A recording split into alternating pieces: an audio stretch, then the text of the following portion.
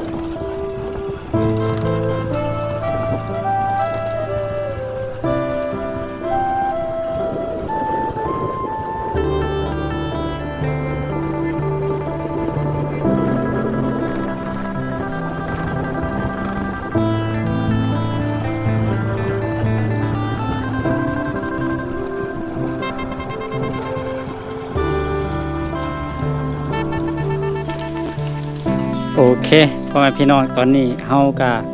เดินทางมาหอดเพื่อนของห่วมยูนเป็นที่เรียบร้อยเนาะน่าจะยูนนี่แหละพ่อแม่พี่น้องแน่เพิ่นได้ยินเสียงเขาเพิ่นก็เปิดประตูมาแล้วเดี๋ยวเขาจะยกเข่าไปก่อนพ่อแม่พี่น้องเอ้ยนี่ก็เขาได้เอานี่ห้องมาย่านเป่ามันจี้หัวนะโถปึ๊บนี่อันนี้พร้อมเนาะจับไปเลยเป่าเข่าก็ได้เสื้อผ้าก็ได้เนาะความแห้งพ่อแม่พี่น้องเบิ้งต้นไม้เนาะจนมาโคไปเลยไปแห้งไปเลยถูกภูผาปลาดงเอาเครื่องไปก่อนนักแห้งกัน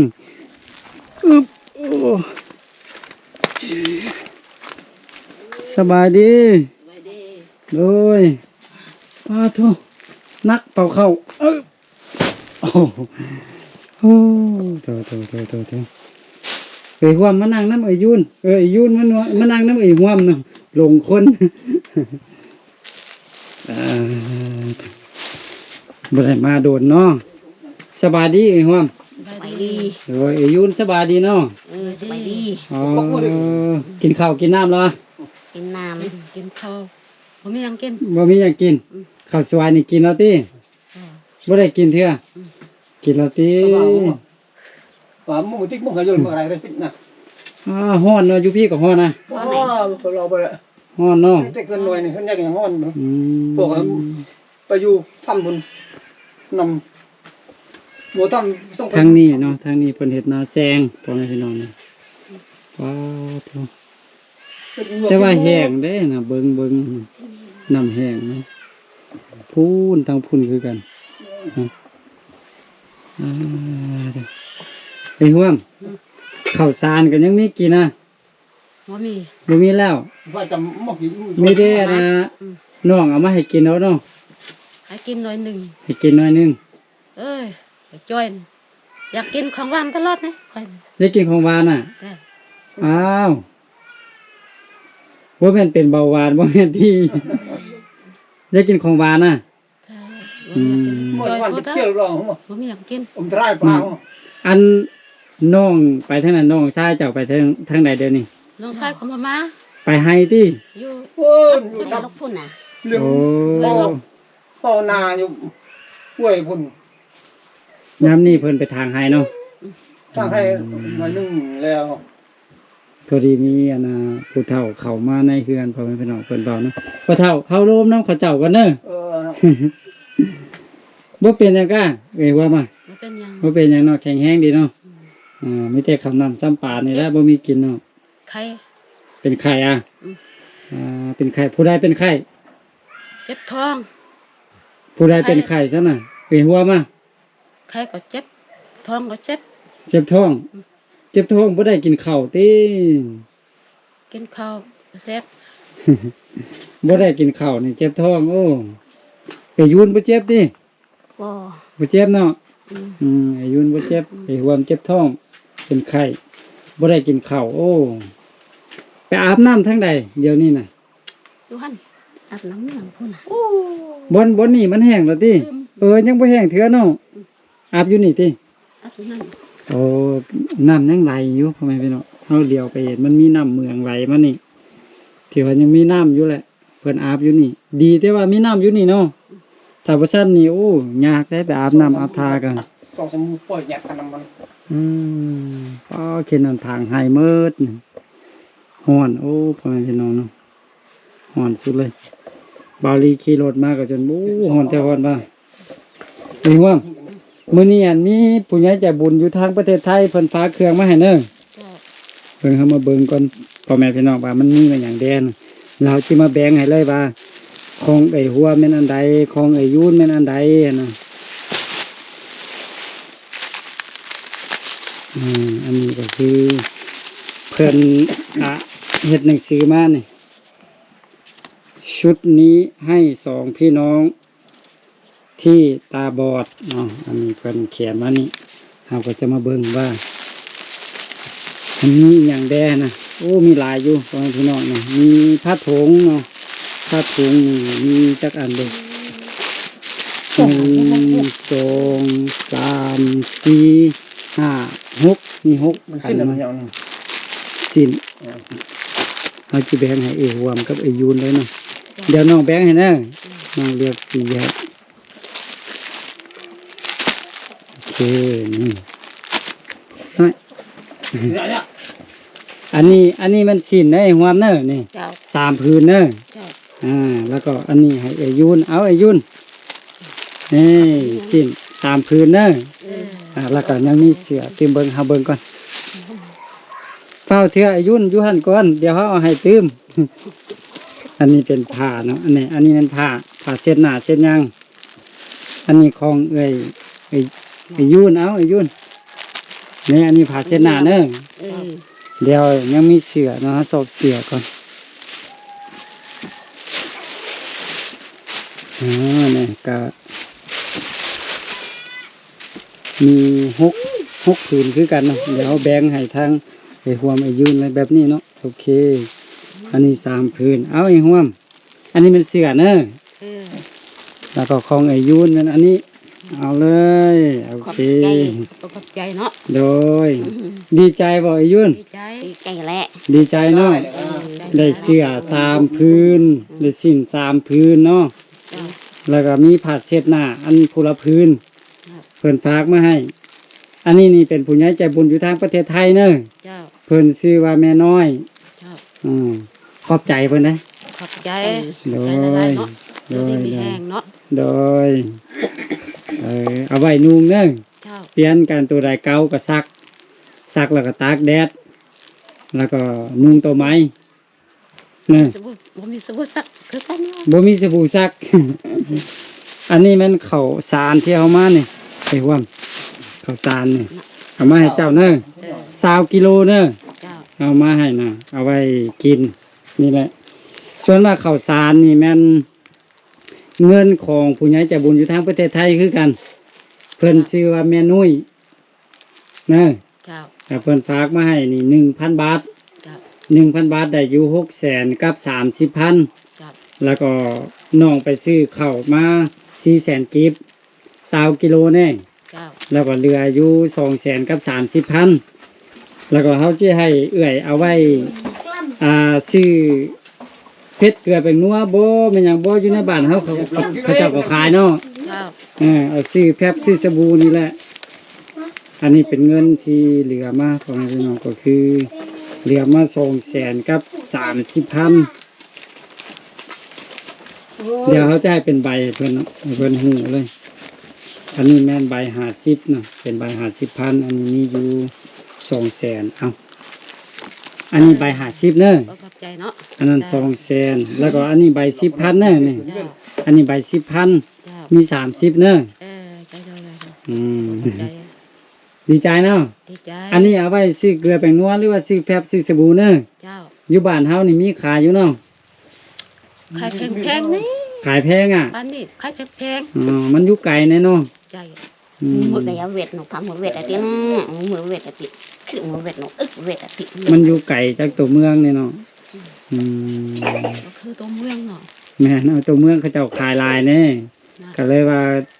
พอถือแดแต่มื้อนี้น้องมากับเอามาหลายบ่ได้เพราะว่าเอารถจักรมาแน่สายหลายอันก็บ่ได้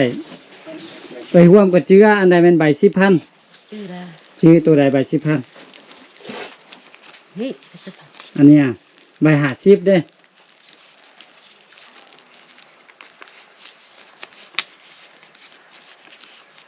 เซน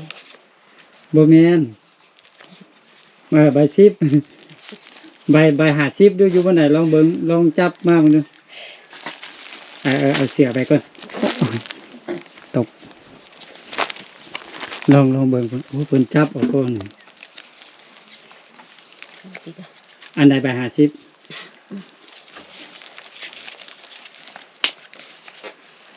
อันใด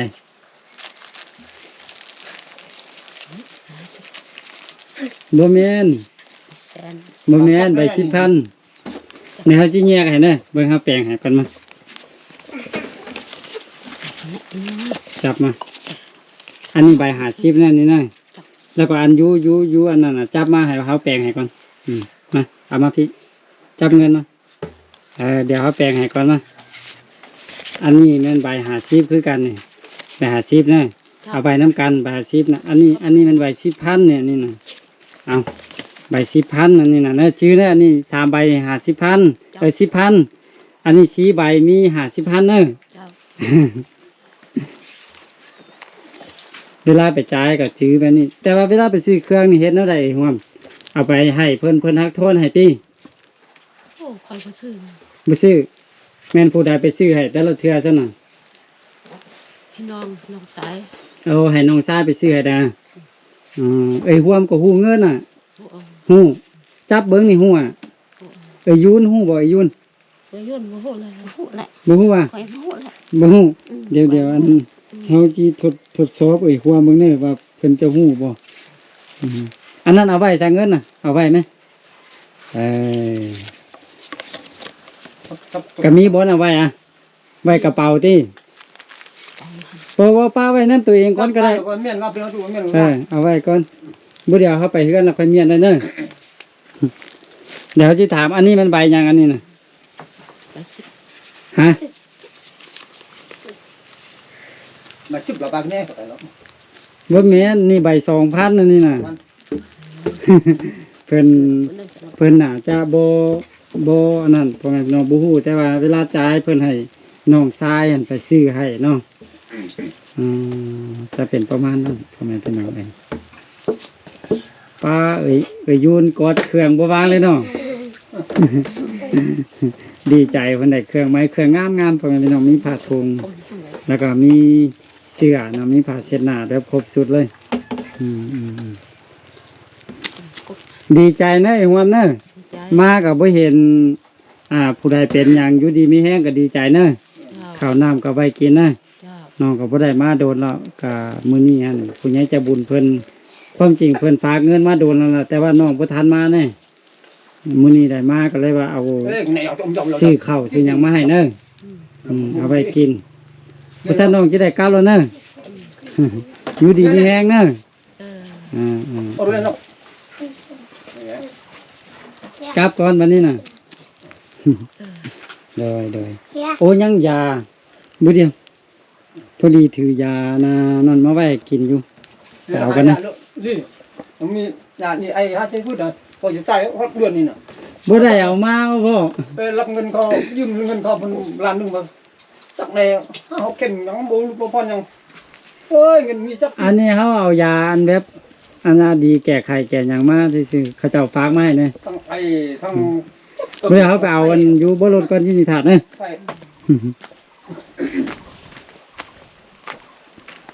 เงิน ก็พอดีเขาถือยามาอยู่พ่อแม่พี่น้องก็คือยาหั่นก็เป็นยาของผู้ใหญ่ใจบุญที่เพิ่นฝากมานี่แหละนะโอเคเนาะพ่อแม่พี่น้องตอนนี้ก็คือพอดีถือยานี่มานำเนาะยาเจ็บเก่าเมาหัวบ่เป็นไข้เป็นหนาวก็กินใส่เม็ดหนึงเนาะเชลนอนเนาะ วันนั้นว่าพวกโอ้ดูมึงปลอกเบิดปลอกปืน เนี่ยเองว่าอันนี้มันยาเนอะ เจ้า เวลาเป็นไข้เป็นหยังก็กินใส่เม็ดหนึงเนอะ เจ้า เป็นไข้บ่เจ็บหัวเจ็บหยังเนี่ยบ่ต้องกินหลายกินเม็ดเดียวเนอะ เออ เวลาเป็นไข้เป็นหยังเนี่ย เม็ดบอกว่า บ่ต้องกินหลายได้มื้อหนึง กินอันน่ะเป็นไข้ก็กินอันเช้าแรงก็พอเนอะ เจ้า ถ้าเป็นไข้นะโอเคเอาไปสั่นกลับก่อนเนอะ เจ้า ครับก่อนอยู่ดีมีแฮงเนอะ เอ้ยมึงใช่ไหม โอ้คิวบ่มาเล่าอยู่หลวงน้ำทาพุ่น อยู่บ้านเมียมันแหละ ดี เอ้ยหวมกลับก่อนเนอะไอ้หวมเนอะ ยุ่น เอ้ยยุ่น ลงคน คณะก็มาตื้มเลย โดย คณะปีหน้าปีในก็มาตื้ม โดยบ่ฮอดปีหน้าปีไหนน่ะ 2-3 เดือนก็มาเทื่อนึงเนอะ มึงเป็นแม่หมดแล้วเที่ยวตั้มกันมั้ง กลับก่อนบัดนี้น่ะ เจ้า โอเคพ่อแม่พี่น้องเอ้ยตอนนี้ก็สำเร็จเป็นที่เรียบร้อยเนาะ ฮ้อนพ่อแม่พี่น้องเอ้ยฮ้อนแห้งเนาะก็สำหรับคลิปนี้เนาะบาวลีก็ได้เดินทางมาพร้อมกับเป็นมีเสื้อผ้าเนาะแล้วก็มีข้าวสารแล้วก็มีทางเงินเล็กๆน้อยๆเนาะก็คือทางเป็นเสื้อผ้าหั่นเป็นของผู้ใหญ่ใจบุญอยู่ทางประเทศไทยเนาะก็คือทางแม่น้อยเนาะเพิ่นได้ฝากมาให้ทางพี่น้องพิการตานี้เนาะแล้วก็ทางแม่นุ้ยเพิ่นก็ได้ส่งเงินมา 1,000 บาทพ่อแม่พี่น้องบาวลีก็ซื้อข้าวสาร20กิโลเนาะแล้วก็เหลือเงินมา200,000กับ30,000นะก็มอบให้ทางเอื้อยห่วมเอาไว้ซื้อ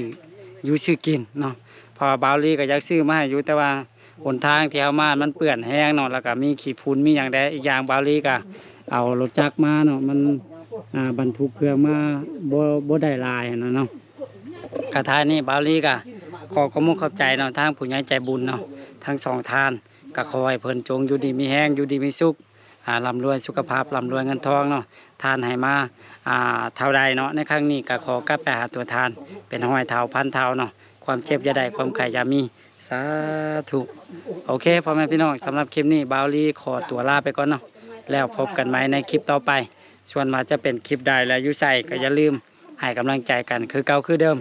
สำหรับคลิปนี้บาวลีขอตัวลาไปก่อนเนาะแล้วพบกันใหม่สบายดี